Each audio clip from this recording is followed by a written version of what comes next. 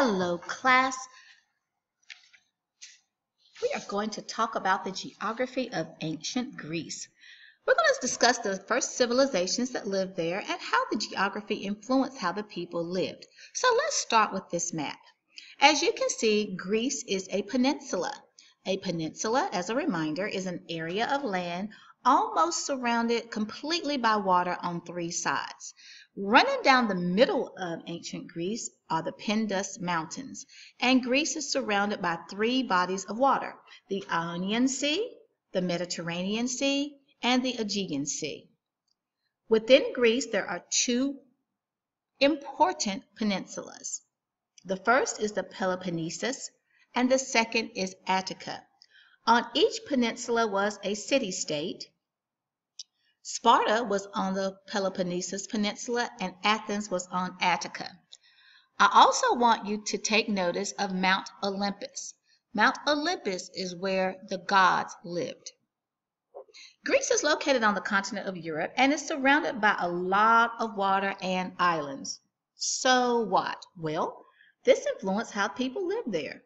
Usually when two groups of people live very close to each other, they are very similar in their lifestyles and culture and how they live, but not in Greece. Since about 75% of Greece is mountains, this only left about 20% of arable, which is usable, land for farming. Well, this was a good thing because it provided them with other methods to sustain their civilization. The mountainous geography was also good because it provided protection. But the drawback was that people were unable to interact with each other as often as the citizens of Mesopotamia and ancient Egypt, where it was easier for them to travel. The rocky terrain and very few natural resources made it impossible for a civilization like Greece to thrive on just farming. So the Greeks were forced to look beyond their country for fertile land elsewhere.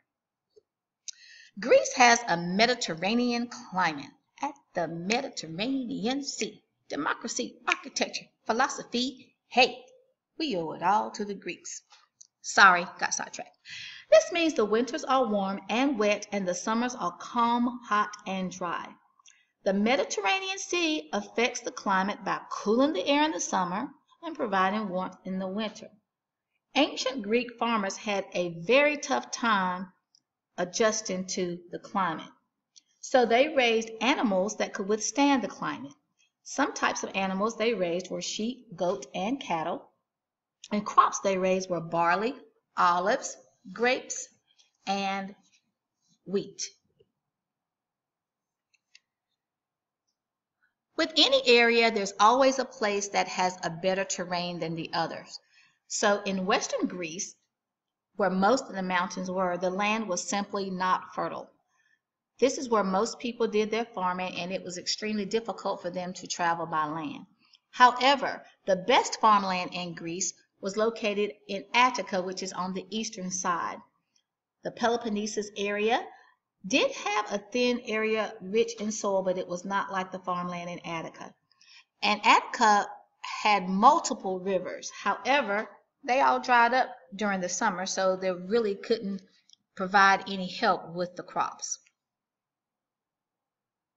Since farming did not produce a surplus of food, Greeks had to travel. The Greeks became very good traveling at sea.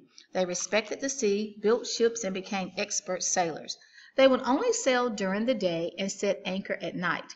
Remember, boys and girls, they did not have maps and GPS systems that told them where to go.